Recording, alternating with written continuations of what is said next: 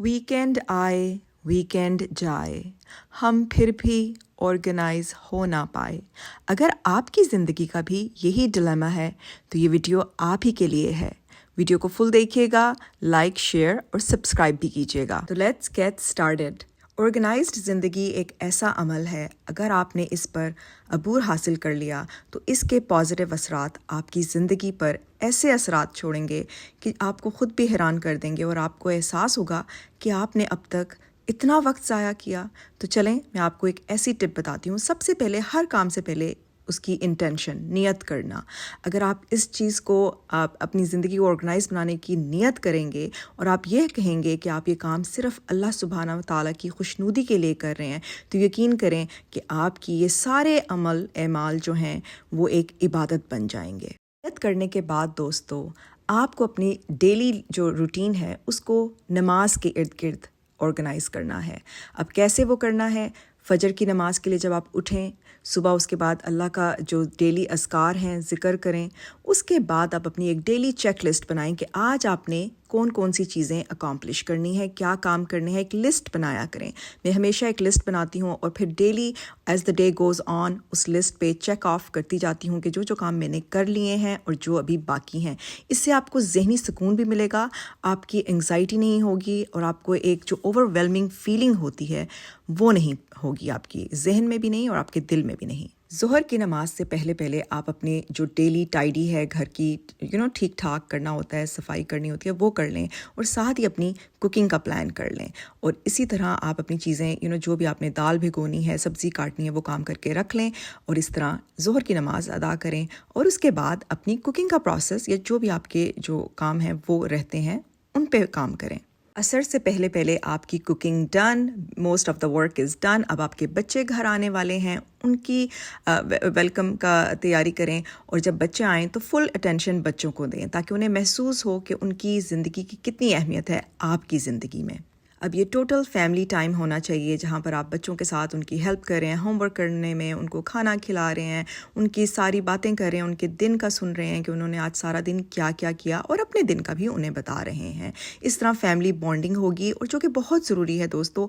हम इस सारी डेली रूटीन में, सारी बिजी लाइफ में ये भूल जाते हैं कि जो इतने प्यारे लोग हैं, जो हमारे अपने हैं, जिनसे हमें रिलेशनशिप को बेहतर बनाना है, उनको तो हम बहुत पीछे छोड़ आते हैं। तो इस पे लिहाजा फोकस ज़्यादा करना ज़रूरी है।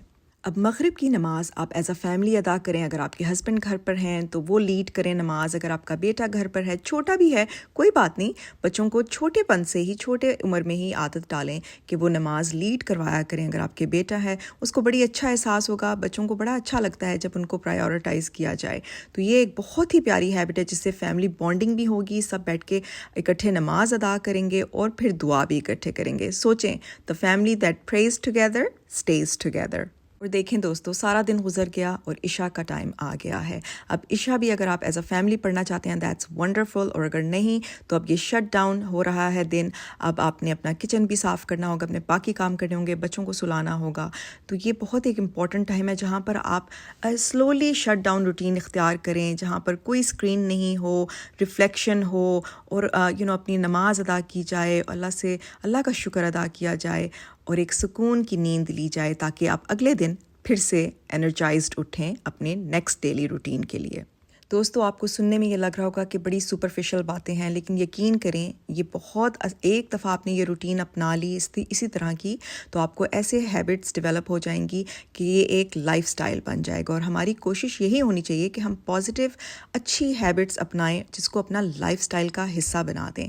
अपनी लाइफ को सिंप्लीफाई करें, अपने घर में डी क्लटरिंग करें। ज़रूरत से ज़्यादा सामान नहीं होना चाहिए। अगर आपको लगता है कि आपके पास, आपके बच्चों के पास ज़्यादा सामान है तो उसको डोनेट कर दें। ये हैबिट अपने अंदर भी डालें और अपने बच्चों में भी, और इसके भी पॉजिटिव रिजल्ट आपको बहुत अच्छे नज़र आएंगे। आपको एहसास होगा जितनी आपकी ज़िंदगी, जितना आपका घर डी क्लटर होगा, आप एक सुकून के सांस लेंगे। आपके जहन में कोई एंग्जाइटी, डिप्रेशन, स्ट्रेस नहीं होगा। बाज़ार भी जाएं तो एक्स्ट्रा शॉपिंग करने की आदत नहीं डालें। बस ज़रूरत की चीज़ें लें और जो ज़रूरत की चीज़ें नहीं हैं ان کی طرف دیکھیں بھی مت. یہ سیریسلی میں آپ کو یہ اپنے ایکسپیرینس سے بتا رہی ہوں فرینڈس کہ ایک زمانہ ہوتا ہے جب آپ نیولی ویڈ ہوتے ہیں, نئی نئی شادی ہوتی ہے, چھوٹے ہوتے ہیں بچے, تو آپ کو ہوتا ہے یہ بھی لے لیں وہ بھی لے لیں, لیکن آہستہ آہستہ آپ کو احساس ہوتا ہے کہ چیزوں کی ویلیو نہیں ہے, انسانوں کی ویلیو ہے. پھر آپ اپنی لائف کو سمپلیفائی کرنے لگ جاتے ہیں, ڈی کلٹر کرنے لگ جاتے ہیں, تاکہ آپ کے لیے بھی آسانی ہو اور آپ کی فیملی کے لیے بھی آسانی ہو.